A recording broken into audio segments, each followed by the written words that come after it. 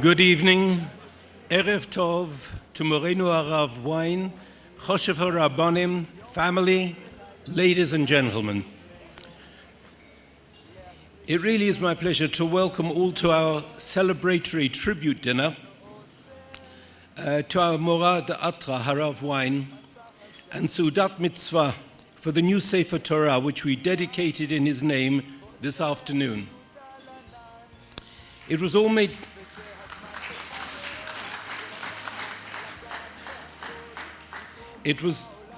made possible by your very generous donations.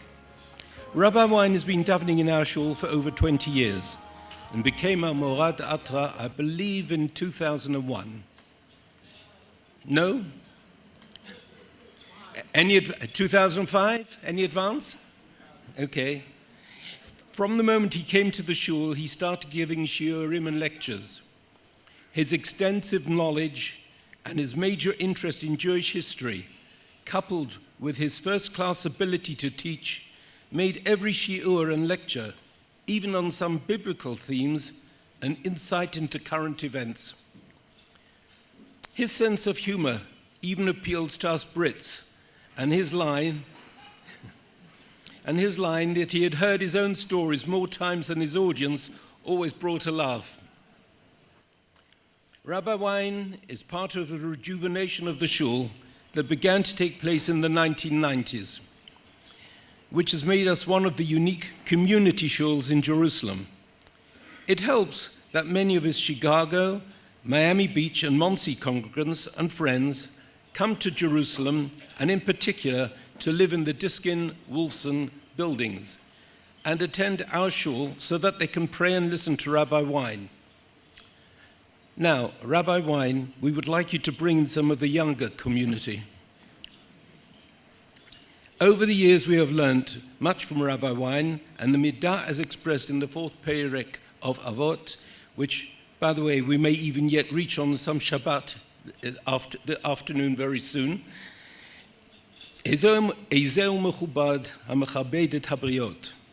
Who is worthy of honor?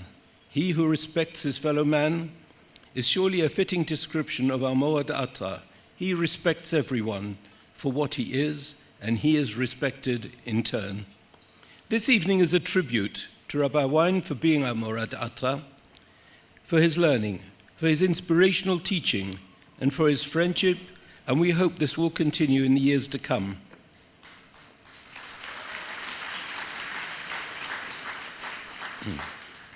The workload continues, and some 5 years ago, Rabbi Wein suggested that we seek an associate to help out, and we were indeed fortunate that after a lengthy selection process, we were able to appoint Rabbi E.T.L. Goldwicht as our associate rabbi. He has proven to be an excellent choice, and it therefore gives me great pleasure to now call on Rabbi E.T.L. Goldwicht to address us. Thank you. What a simcha it is today. Ze hayom hasa Hashem nagila v'nismecha bo, to see the Kehila out in the streets of Shari Chesed and everyone coming to join in our simcha. Thank you. And it's really a special day for the Rav, for the Rav's family, for the entire community, for Beit Knesset Hanassi, and for, the truth is, for all of Shchunat Shari Chesed and Rechavia. You know, we say, Ve'ata kitvu lachem es hashira azos. The pasuk in Vayelech tells us that the Torah is called Shira. And the Gemara in Sanhedrin brings down in the name of Rava that someone, afal pishi nichulo avosav sefer Torah mitzvah lichtov mishalo. Shenemar ve'ata kisvu lachem es hashira azos. When someone, even if he gets a Sefer Torah from his parents, there's a unique mitzvah in the Sefer Torah that we're supposed to write our own Sefer Torah. Or to merit, to have a Kehila write a Sefer Torah on your behalf. That you have your own Sefer Torah. And it's unique, different than any other types of mitzvah. Now the Mefarshim discuss this Gemara It says Vata kisvu lachem, so they say maybe it's because it says lachem, mishel lachem. Just like when you get a lulav and an esrog, it needs to be lachem, mishel lachem, your own sukkah. But the Torah Tamima asks, if I get a ripe kosher esrog b'yerusha from my father, that's considered lachem. It's now mine. If I get a matana from my father, it's not a chisaron in lachem. In fact, it's mine. So why is it by a sefer Torah you need specifically to have your own sefer, even if you have one from your father? And I think there's a tremendous lesson to be learned, and perhaps to continue what the Rav mentioned earlier today after the Achnasa Sefer Torah. You know, the Torah is called Shira, a song. The Gemara in Sota says that David HaMelech got punished because he called the Torah Zmiros Hayu Li Chukecha. The Torah was like a song, a zemer for me, and Hashem says, you're calling my Torah like a song? What is this? You're just going to sing it? You're going to be nichshal in something that even Tinoko Shel Beis Rabban are not nichshal in, and they put the aron on a wagon, even though we just learned in Parshas Truma in the beginning of Bamidbar also, when they start traveling, that you have to carry bakatefi, so it needs to be carried on the shoulder. The Mefarshim ask, where did David HaMelech go wrong? The Torah is called Shira. In Parshas Vayelech, the word Shira appears 5 times. And every time it's referring to the Torah is called a song. So why can't David HaMelech say Zmiros Hayu Li Chukecha, that the Torah was like a zemer? I think here lies the answer, though. There's a difference between Zimra and between Shira. What's the difference? Zimra is the physical manifestation of the song. You need to bring out the violins, you need to bring out the drums. It's the tools you use and even the lips that we use in order to bring out the song. And that's why all of the psukim in Tehillim, Hodu LaHashem bekinor, benevel asor zamrulo. Seu zimra utnu tof, kinor naim im navel. It's all talking about zimra. Zamru LaHashem bechinor. Bechinor v'kol zimra. In all of the psukim in Tehillim that the word zimra appears, there's always a kli shir that appears as well. But what's shira? Shira is that feeling. Do you remember that song on your first date? Do you remember that song that moved you when you were young? Do you remember that song that inspires you in Yomim Noraim davening? What happens? It's not just that you're singing and you're hearing a beautiful tune. It's the feeling. It's the excitement. It's the awakening of the soul that comes because of the Shira.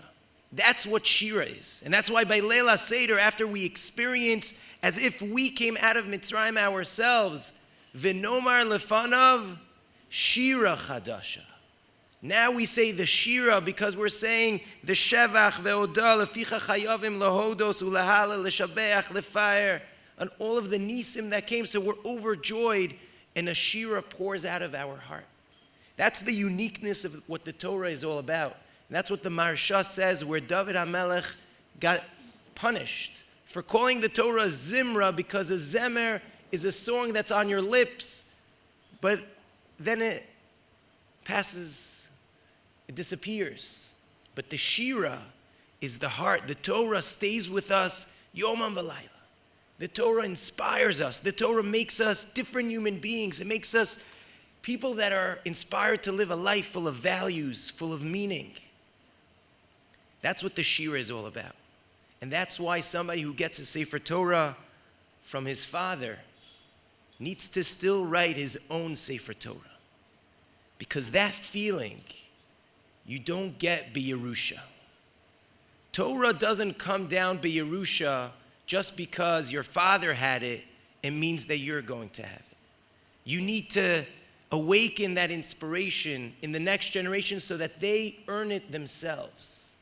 And that's why throughout all of Parshas Vayelech, the word Shira is translated as Tushbechasa, as a Shevach to Hashem. And I believe that's what the Rav has shown our Kehillah. That's what the Rav has shown thousands and thousands of Jews around the world for generations. Decades, years. His tapes getting over the Iron Curtain to Jews in Russia. And the Rav has a gift and how to give over the Torah, not just in a very poetic fashion of Zimra, but in an inspiring fashion of Shira. An inspiring fashion that gets us to want to run to a shir, and then to another shir, and to pass on that legacy to our children. I know when I learned with the Rav, I would come home and tell my wife, wow, amazing. I felt like the Panovich Rav was sitting there as the Rav was telling me over a story from when he took around the Panovich Rav in Miami. Whenever he would say over a story and connect us to the previous generations, it would come to life. And I think that's the Shira that the Rav embodies. That's the Shira that the Torah that we just did Achnasa Sefer Torah on this Torah, that's what it represents. It represents the song of life, the song that the Rav has transmitted to his children, to his grandchildren and great-grandchildren. On a personal note to myself and to Ariella, my wife, to Aliyah that is here, and on a community note, I think this is that inspiration that we feel whenever we hear the Rav. And it's a big schus for us to have the Rav, as our Mara de Asra, as our Mora Derech, a Rav who has shown so many Jews around the world that inspiration that we get to get it on a daily and on a weekly fashion. We should all be zocha together, v'nomar lefanav shira chadasha. There are close to 200 people here this evening who all managed to get here safely, thank God. But there are many notable individuals around the world who would like to be at this tribute dinner today, but haven't been able to make the journey from Chutz La'aretz. During the course of the evening, we're going to see and we're going to hear a sample of these through the wonders of technology, who will be addressing us and addressing Rabbi Wein. That is a special gift, I believe, to the audience and also to Rabbi Wein. Just before that, though, I want to introduce Rabbi Wein, introducing Rabbi Wein. Now, how can that be possible? If you give us a little bit of patience, we can bring down the screens and you will see how. JewishHistory.org presents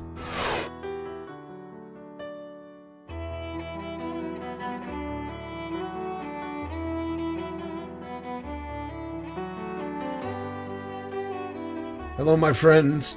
My name is Berel Wein, and if I may, I'd like to tell you something about myself. I'm born in Chicago.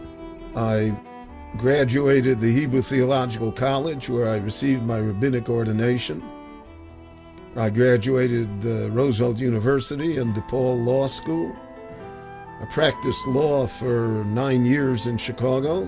I also was active in business. Then I repented and I became a rabbi.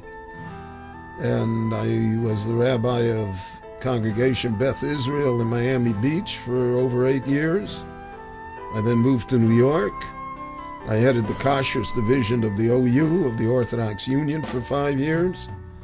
I was the rabbi in Congregation Beis Torah in Suffern, New York. And I also founded a rabbinic school, a yeshiva Sharei Torah. In 1994, I made Aliyah to the land of Israel. I live in Jerusalem. I'm the rabbi in Congregation Beit Knesset Hanassi here in Jerusalem. And I am the director of the Destiny Foundation.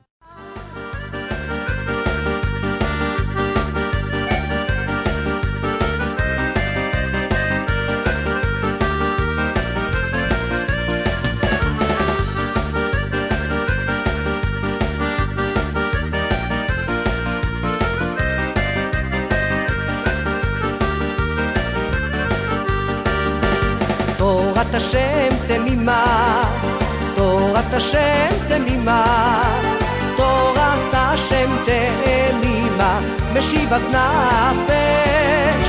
תורת השם תמימה, תורת השם תמימה, תורת השם תמימה, משיבת נפש. עדות השם נאמנה,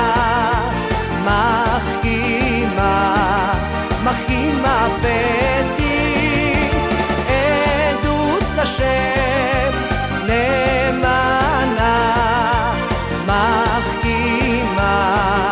מחכימה ביתי. שמחה!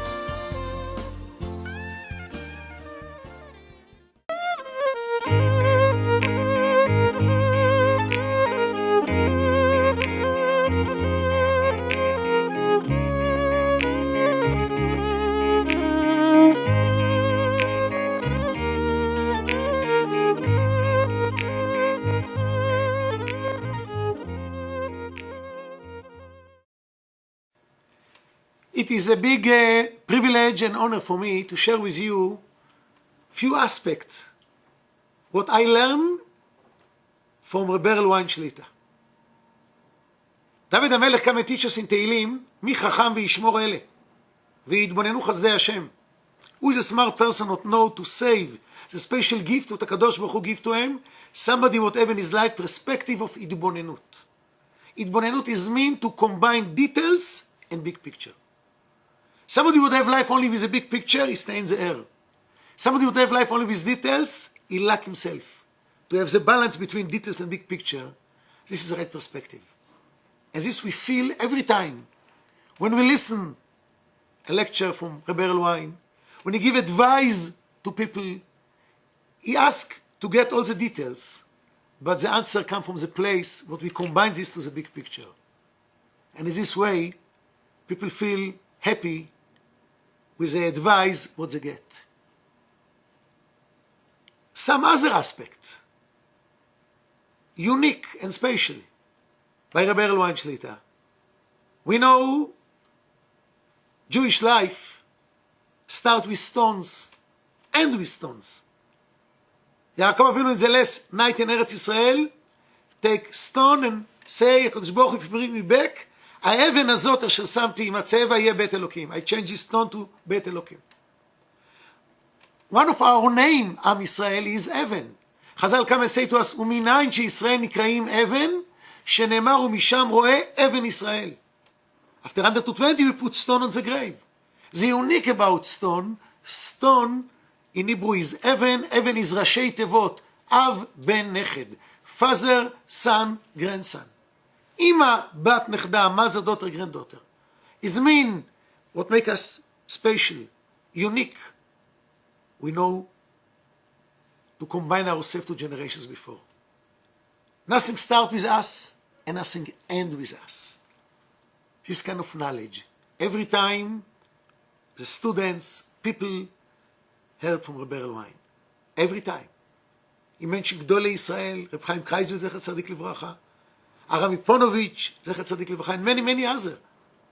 And he showed us how naturally is relevant, merge with our generation. We cannot build future and we cannot appreciate the present if it's not connected to the past. And the third aspect, what I see all the time by Rabbi Berel Wein Shlita, אהבת ארץ ישראל, par excellence. He showed to us in many aspects what is mean טובה הארץ מאוד מאוד. מאוד in Hebrew is potential, what we can make from this real. In our language is startup. When HaKadosh Baruch Hu create the world every day, the Torah say ki tov, ki tov. Tov is harmony.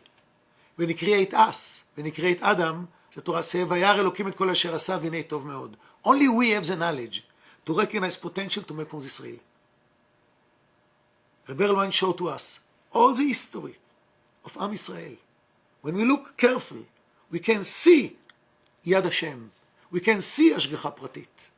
We can feel this is only by us, Am Israel, and only in Eretz Israel. And when we have all this kind of knowledge together, this brings us to end and to say, Zman in English is time. Time in Hebrew is Zman. Why? Because every minute invited the next minute, every hour the next hour. Somebody would have a life of Zman, all the time he run after the next day, the next month, and one day he never catch what he want. This creates some difficult time. For this reason, only in Lashon HaKodesh we have similar word to Zman, et. Et is meant to appreciate the present. HaKadosh Baruch Hu never asked anyone how many hours you study Torah. He asked, Kavata itim la Torah. Minute, hours, the question is, where is my head? I appreciate the present, I have the present and I catch the future. Rabbi Berel Wein teaches us what is mean enjoy the present. If you enjoy the present, we connect ourselves to the past and we can catch every goal in the future. I would like to take this opportunity and to wish Rabbi Berel Wein Shlita with Arichos Yomim Vishonim to continue to Mekadeh Shem Shamayim. Am Israel need you, to learn from you so much in many, many aspects. And we bezoche, all of us, bimera to the Geula Shlema from bracha and simcha and milui kol mishalot libeinu letova.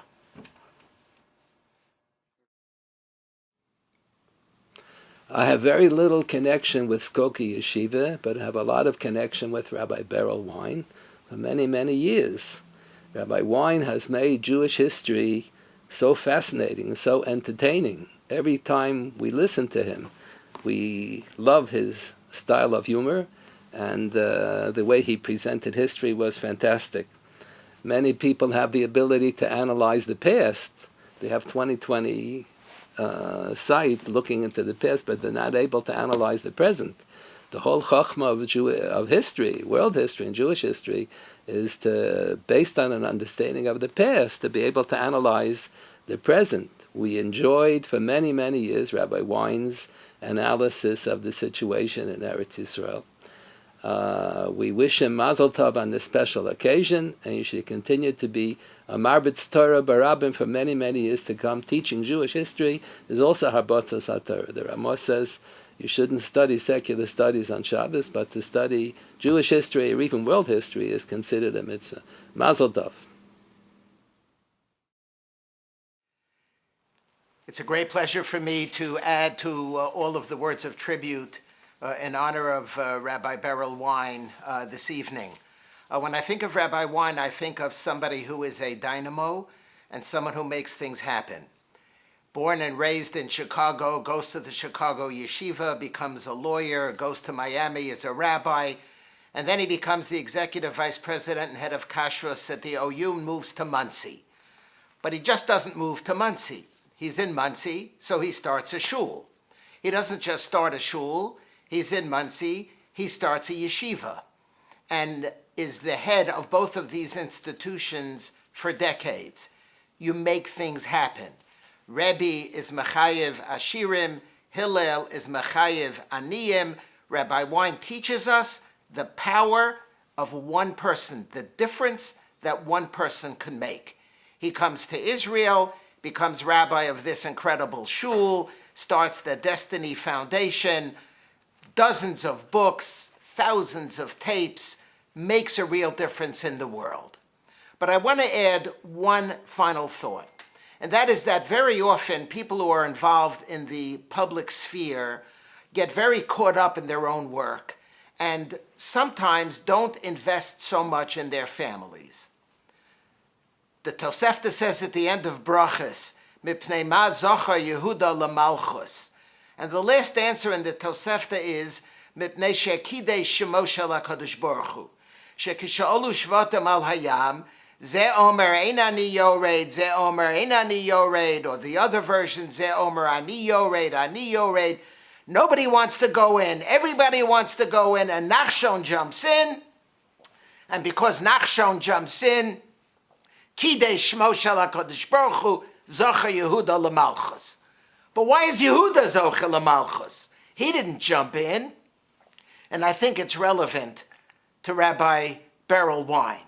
The reason why Yehuda is Zocha L'Malchus is because he sets up a family that has values. And these values are transmitted generation after generation. So that at one point in the future, 5 generations later, when the Jewish people need a hero, when the Jewish people need somebody to jump in, it's the Einikel of Yehuda.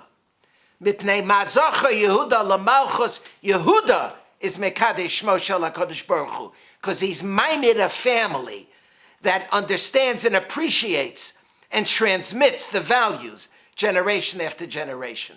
What an incredible, incredible family Rabbi Wein has. It's not just everything that he has accomplished for himself, but it's everything that he has accomplished also for his family. It's fascinating that Saba Chaviv is Bigamatria 85. I think the number 85 is relevant to Rabbi Wein. Saba Chaviv, a beloved Zaidi, is 85.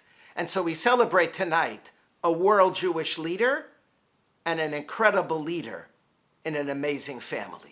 Kadosh Baruch Hu, Rabbi Wein, should give you continued years and continued kaiches to do everything that you do on behalf of all of us who look to you for learning, for wisdom, and for inspiration, and on behalf of your incredible family. Mazel Tov, Mazel Tov.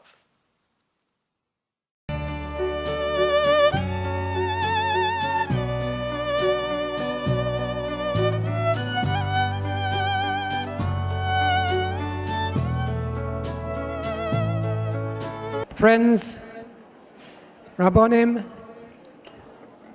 we're moving on to the second part of our program. We've had our intermission. We have another couple of wonderful movies to show you. And if you can get to your seats, we'll bring down the screens again and we'll start the next presentation. It's an enormous privilege to join my voice to the many voices of tribute that will be heard and paid this evening to Rabbi Berel Wein, one of the master educators of our time. Rabbi Wein has had a most incredible career, and a very lengthy one, and that has covered aspects of the rabbinate and education in many fields. But it came to a kind of crowning summit these past 25 years through the creation of his Destiny Foundation, in which he has undertaken to be the voice of Jewish history for the current generations of young Jews who want to feel what it is to be part of that history. He has done this through over 1,000 lectures of his, all of which have been recorded, through his 15 books, through his history courses, his educational tours, and most recently his documentary films on Rashi, on Rambam, and several others. And these have all been absolutely masterly, though I think pride of place goes to his 4 great history books, Triumph of Survival, Herald of Destiny, Echoes of Glory, and Faith and Fate. He really has a gift of making history live. He is a master raconteur. He is a supreme artist of historical narrative. Why does this matter? It really matters because, as Moshe Rabbeinu said towards the end of his life, Zechor yemot olam, remember the days of old, binu shnot dor vador, and remember and strive to understand the message of successive generations. Many civilizations, maybe almost all of them, have seen God or the gods in nature. Judaism was the first and by far the greatest to see God in history. Others didn't really see history as an arena of change and redemption. Plato saw history as a moving image of eternity. Nietzsche saw history as eternal recurrences, the same thing over and over and over again. Whereas Judaism was born in an extraordinary historical event in which the supreme power in the universe intervened in history to liberate the supremely powerless, and thus tell us that history can be an arena of redemption and thus of hope. And that hope, wherever you find it, has some kind of Hebraic echo, because we were the people who found God in history. We did a little more than that, oddly enough, because one of the strangest things of all about Judaism is that though Jews were the first writers of history the world has ever known, long before Herodotus and Thucydides, nonetheless, there is no real Hebrew word that means history, so that modern Hebrew had to borrow the word historia. What is the word that resonates with us? It's not history. It's zachor. It's memory. There's a big difference between history and memory. History is his story, the story of somebody else at some time and someplace else. It's somebody else's story. Memory is my story. History is an answer to the question, what happened? Memory is an answer to the question, who am I? And that is what Rabbi Wein has done. He has turned history into memory for all those who've been privileged to read his books, listen to his lectures, or watch his films. And so he's turned what might have been a dry academic subject into something that speaks to each of us, telling us who we are and what it is to be a Jew.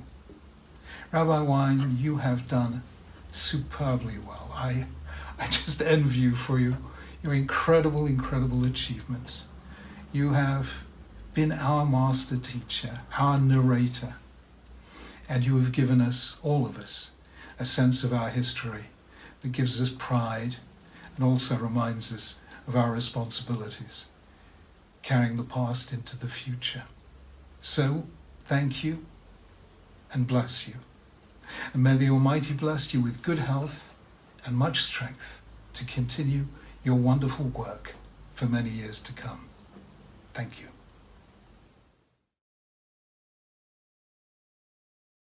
I'm so honored and delighted to have this opportunity to pay tribute to Rabbi Berel Wein, who is a global icon, a global Talmid Chacham, a leader for the Jewish people, for Am Yisrael. And also, I regard it to be a personal privilege to be able to turn to Rabbi Wein for advice on so many occasions over the last number of years, looking for his wise counsel. And I regard him to be a dear friend, and that is truly a privilege for me. And I'm thankful to Hashem for that incredible privilege. And so when I was thinking what to say about Rabbi Wein, the words of the Midrash came to me so powerfully. There's a magnificent Midrash which says that when God created Adam HaRishon, when God created the first human being, Adam could see from one side of the world to the other. In other words, what our sages are conveying to us is that the greatness of a human being, the Gadlus HaAdam, is when a person has broad vision and can see from one side of the world to the other. And that is what Rabbi Wein has given the Jewish world, this incredible perspective of the sweep of history. And for us, of course, history begins with creation and ends with Yemos HaMashiach, the time of the incredible final redemption for all of humanity. And it is that sweep of history, to see from one side of the world to the other, to see the full sweep of history and the meaning of history, which is the incredible gift that Rabbi Wein has given the Jewish world. But it's not just about his role as a historian, and he's indeed one of the leading historians of our times. It is the fact that he's a historian who is also a Talmid Chacham, incredible Torah scholar, who looks at history from the perspective of the Torah. In other words, from the perspective of Hashem. The incredible power of learning Torah is that we learn to see the world through the eyes of God. And that is what Rabbi Wein does. He looks at history and enables us to see history through the eyes of Hashem, to see history through the eyes of the Torah, through the eyes of our sages. And that is an inspiring perspective, something which is truly life-changing. And so his contribution is the unique perspective that he brings as a leading world historian, but also as a leading world Talmid Chacham, bringing those two worlds together, the world of history and the world of Torah. And that changes the way that we look at ourselves, and that helps us to understand the meaning in our lives, and the meaning and the mission and the purpose of Klal Yisrael, of the Jewish people, and indeed the meaning and the purpose of all of humanity. That is an incredible gift that he has given the Jewish world. And that is apart from the incredible Torah which he has built over so many decades, institutions which he has led, institutions which he has established, shuls and schools and yeshivas, and the spreading of Torah, teaching Torah to so many people on so many different occasions, reaching literally millions of people around the globe through his shiurim and through his insights and through the words of Torah that he shares with so many people. And so from that incredible perch of seeing the world through the eyes of Hashem, the global perspective and the incredible wisdom that it comes with, we are so blessed as Am Yisrael, as a Jewish people, to have a leader of this stature and of this caliber. And I feel personally blessed to have a personal connection to Rabbi Wein, to be able to turn to him at times for advice, for guidance, for counsel, for support, and also to have collaborated with Rabbi Wein on the writing of the book, The Legacy, and to have him as a friend and as someone I can turn to for counsel and for direction is truly a blessing in my life. And so for me, this is an occasion where I feel so blessed by Hashem for the opportunity to pay tribute, but we as a community, and indeed all of Am Yisrael, feel so blessed to have benefited over all of these years from the incredible leadership, wisdom, and insight of Rabbi Berel Wein. And so on this occasion, we turn to Hashem and ask Hashem to continue to bless Rabbi Berel Wein with the remarkable productivity which has defined his life. And we look forward to the wonderful new projects which are waiting to be born from the incredible creativity and insight and wisdom of Rabbi Wein. May Hashem bless Rabbi Wein with many more years of productivity, success, and the spreading of Hashem's wisdom in the world, and to be a Kiddush Hashem for all. God bless you, and thank you for this opportunity. So far we've had an incredible evening. It's not yet over, and in fact, we're now going to call upon our keynote speaker. It gives me really great pleasure to call on Rabbi Wein to come and speak to us this evening. Rabbi Wein.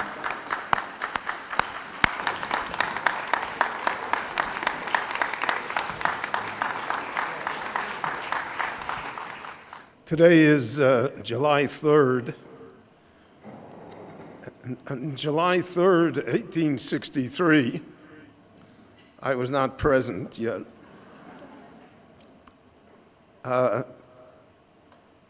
The government of the United States gathered up the remains of the thousands that were slain at the Battle of Gettysburg, which was the turning point of the American Civil War, and dedicated a national cemetery at Gettysburg.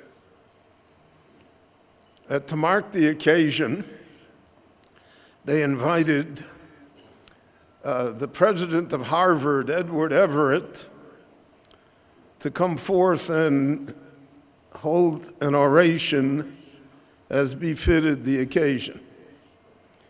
Everett spoke for 2 hours and 10 minutes, and he was a famous orator. When he concluded, the chairman said, "I will now ask the President of the United States to please come forward and say a few appropriate comments." Lincoln arose, spoke for 7 minutes. The Gettysburg Address, which is perhaps one of the most memorable speeches in human history. I would like to say a few appropriate comments tonight.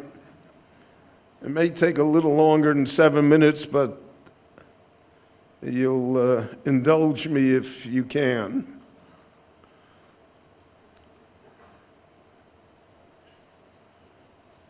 It's been a very beautiful day for me and my family. It's been a very emotional day. Rabbi Sachs spoke about memory. Memory always comes with a tinge of sadness.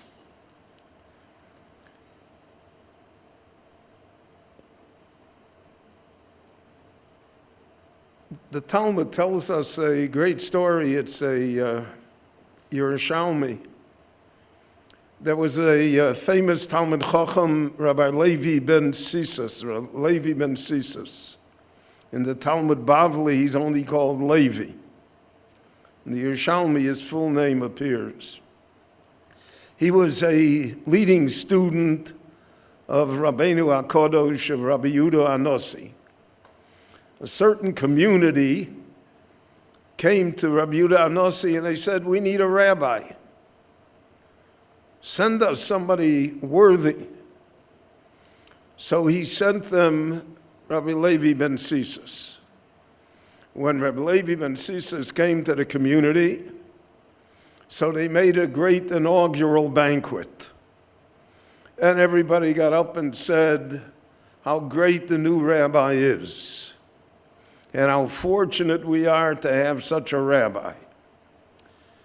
After a few months, as is the wont of congregations, they really wanted to find out whether they had a wonderful rabbi. So they started asking him questions. So they asked him 2 questions in halacha. It's in Gemara in Yevomas, Roka Kodam Mahu. If there's no saliva, what do you do about chalitza, gidim? If you cannot tie the shoe because there's something wrong with her arms, she doesn't have arms. He could not answer. He had no answer. So the board had a meeting, And they said, maybe he's not a Baal Halacha, maybe, and not everybody knows the answer to every Talmudic question, but maybe he's a Baal Agoda. Maybe he knows Tanakh, he knows how to explain Psukim in Tanakh. So they asked him, it says in Tanakh, Kosul Roshum Biksav Emes, that it's inscribed in a truthful font. So they said, in Roshum, if the word Roshum means engraved, inscribed, then why does it have to say Ksav Emes? And if it says Ksav Emes, why does it have to say Roshum? He couldn't answer them.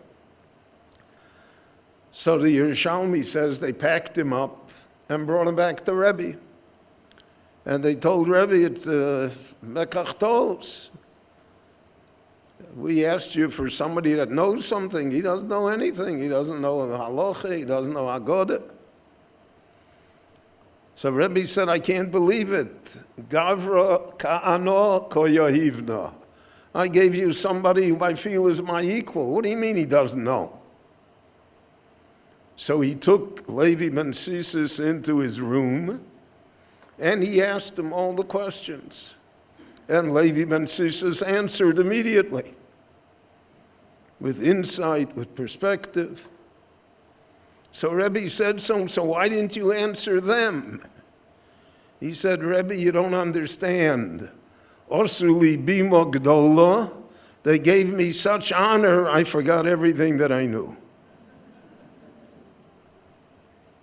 And I have that, I don't know much, but the honors inflicted upon me tonight, though I am most appreciative of them, especially those of my colleagues and mentors.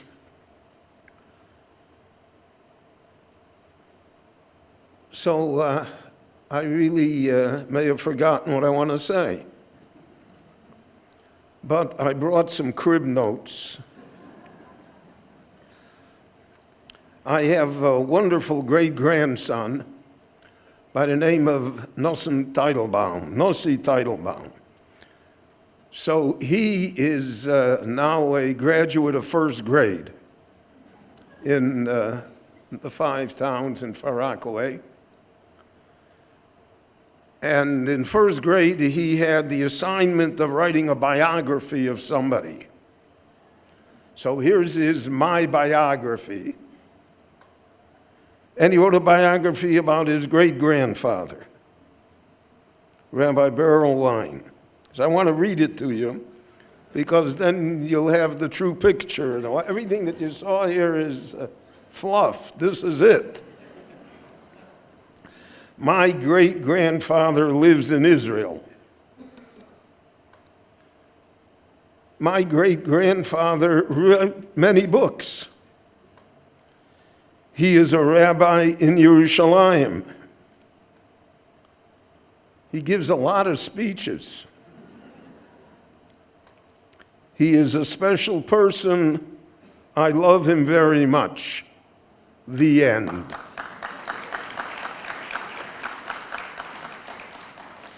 So I guess that says it all.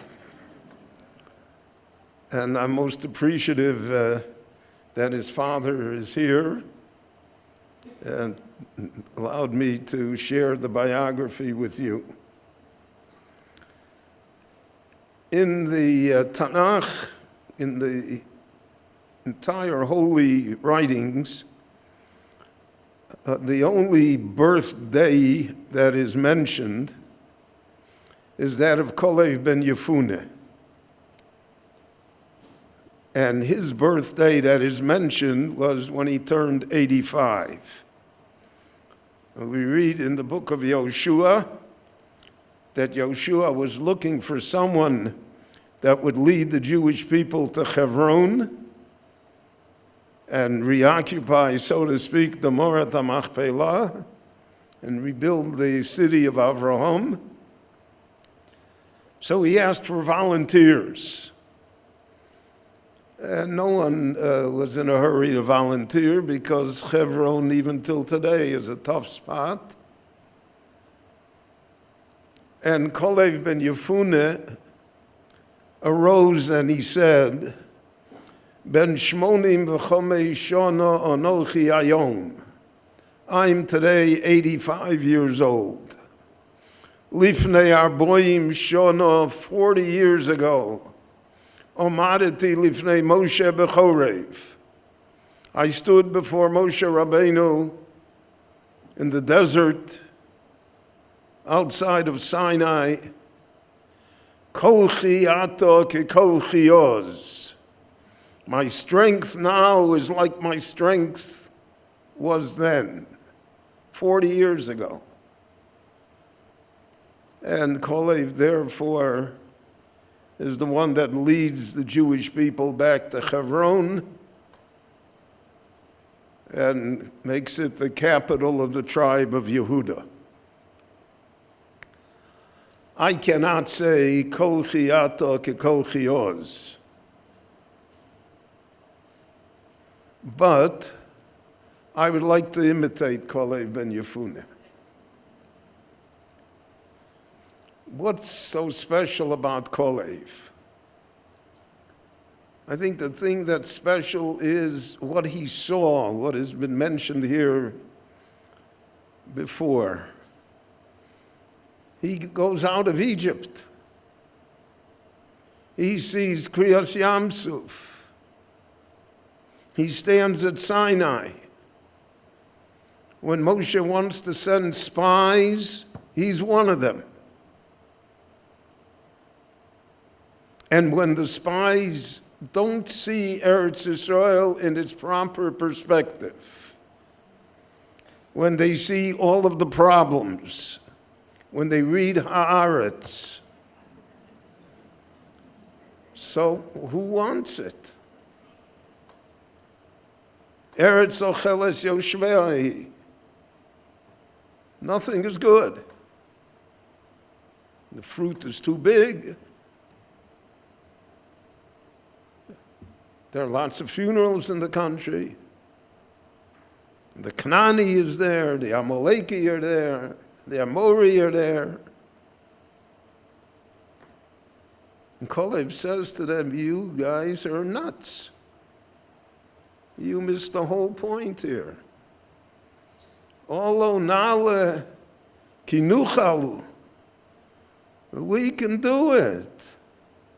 Let's go up and do it. What's wrong with you? And when the others are destroyed by their own depression,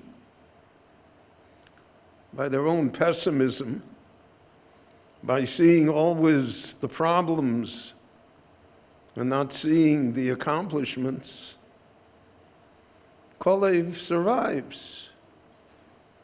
And now he's an old man.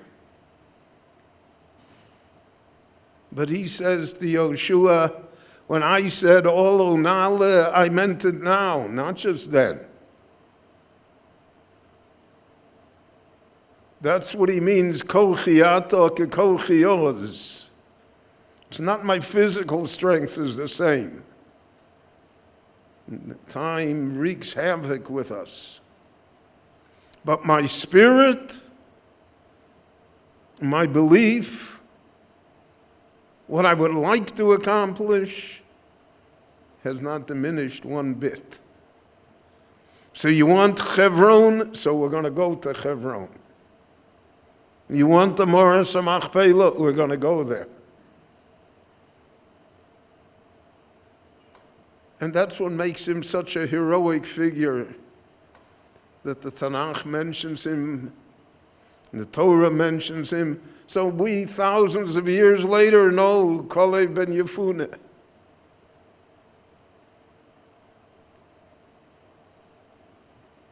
So I'm not Kolev, but I also would like to do a few more things if the Lord will allow me. I'd like to write some more. In fact, I have 2 books that I'm pregnant with them. There's a film that's half done about the life and times of Don Yitzchak Abarbanel. It's a magnificent film because it speaks to our generation as perhaps no other life does. I'd like to see that done. And I'd like to see the further development. I've been privileged in my lifetime to see many great things. I saw what the Jewish world looked like after the Holocaust. I saw the refugees limp into Chicago. I saw my parents give away our dining room set to Rov and the Rebbitzin who came to Chicago and had nothing, and they didn't have a table to eat on. And we ate for the next few years in the kitchen. And it was fine. And they made no mention of it even. I asked one day, I think I was 12 years old, what happened to our dining room sets? And my father said, don't worry, my father never told me anything that they did. I found it out from the Rav and the Rebbitzin who told me.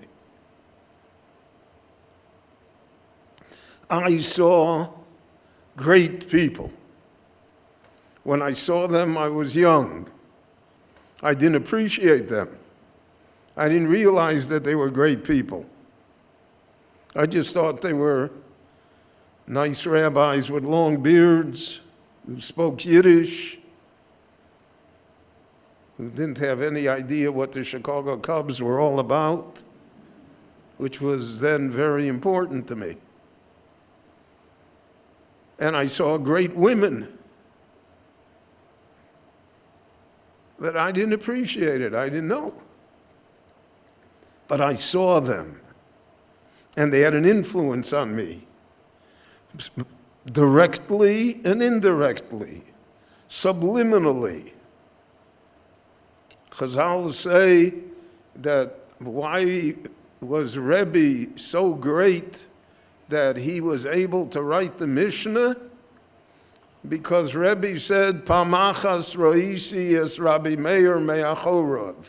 I once saw the back of Rabbi Meir.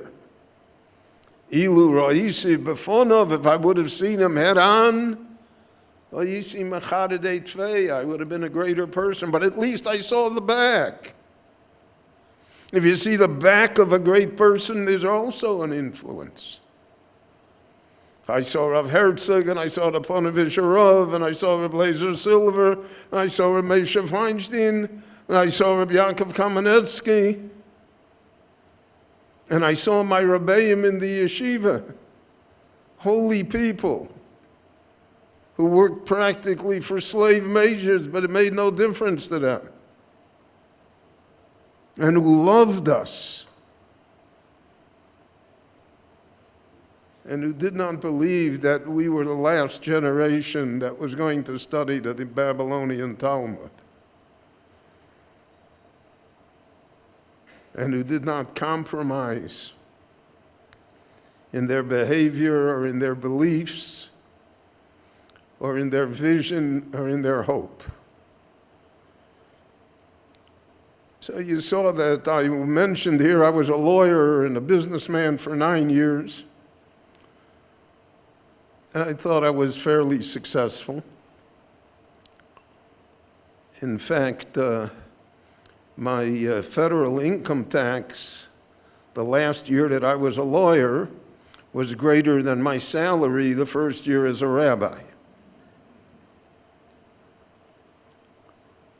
But Rabbi Kreisword, Zecher Tzadik Levrocha, my Rebbe, for 9 years badgered me. And he said, he used to say it all the time to me, we have enough lawyers. We don't need another lawyer. You could be somebody for the Jewish people.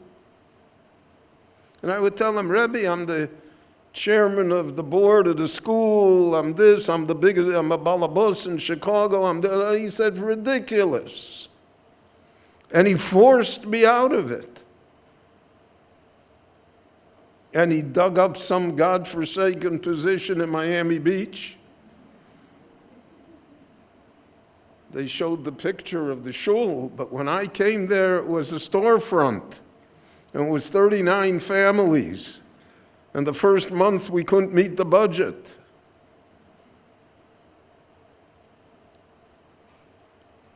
But I remain eternally grateful to him, because he allowed me shifti beveis Hashem kol yemei chayai. Now, the Jewish people are not an easy people to serve. The Lord made us that way. Look at Moshe Rabbeinu's life. Why should any Rav expect to be better than Moshe Rabbeinu? You always have Dosan Vaviram. You always have Korach. But I've been blessed all of my life that I've had tremendously wonderful congregations. I don't know why Dosan Vaviram always belonged to the other shul. And that's one of the main rules in the rabbinate, is that there always has to be another shul. And because of that, therefore, I have always felt blessed. And when I left America, and Jackie and I came here, it's 25 years, we first came. So because we had an apartment there in Rehavia, and so I ended up in Beit Knesset Hanassi. And I was not the Rav, but there were a few people there that knew me, and they said, maybe you'll give a class once a week. So I gave a class. And then I spoke on Shabbat. And then I gave more classes. And eventually the shul decided that I should become the rabbi in Beit Knesset Hanassi. So as Nossi says, he is a Rav in Yerushalayim. I never dreamt I'd be able to have that privilege. Imagine. I imagine my ancestors, what they would have given to be a Rav in Yerushalayim. What they would have given. My father always, and then I was driving a car, and he was with me, and we'd be in a traffic jam, as sometimes happens in Jerusalem. And I would be nervous. He would say to me, what? Look how wonderful. Look how many cars there are in Jerusalem. Because when he was here the first time in 1925, there was one stoplight in the city on King George and Yaffa. And nobody had a car. And the phone number for Merkaz Harav was 778. And look at it. Look at the infrastructure. Look what was built here. Look what's going on. My God. And the words of the Nevi'im come to life in front of our eyes, but we somehow are blinded by the sun and don't see it. B'shuvi es shvuseichem le'einechem, Omar Hashem. So this is part of a great process. And every one of us is part of the process. And every one of us should be encouraged by the process. And have faith and belief that the process will not end, God forbid, but will only become stronger and stronger. And that every one of us should be able to say then, Kochi ato ke kochi oz. I imagined it before and now it happened. It's here. It's in front of our eyes.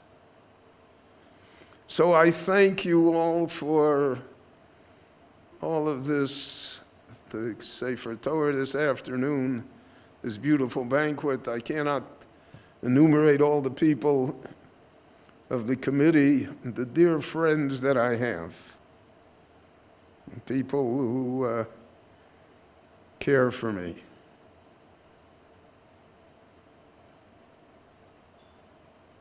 And I thank you all from the bottom of my heart. And my children and grandchildren who are here. So this is a time when we have all gathered for a happy occasion. And I thank you for giving us the excuse to do so.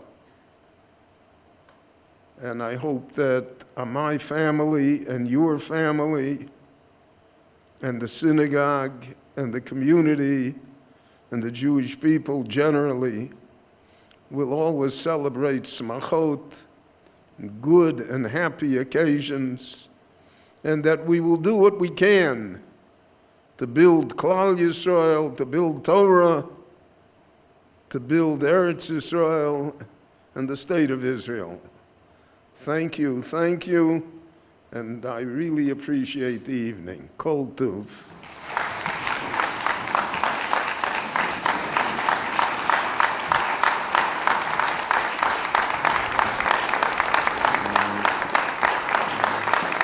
And you've all been wonderful. I'm not going to name anybody by name because I have a terrible memory for names and I'm bound to leave someone off. But thank you all. Okay, so we'll start with Shir HaMa'alot, Rabbi Wein.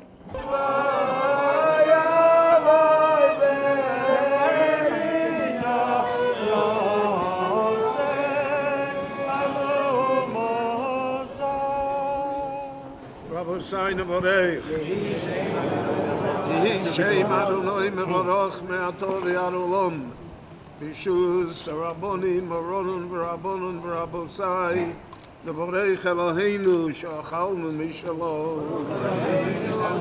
Baruch Eloheinu, Sh'achalnu Mishalo, Uv'tuvo Choyinu.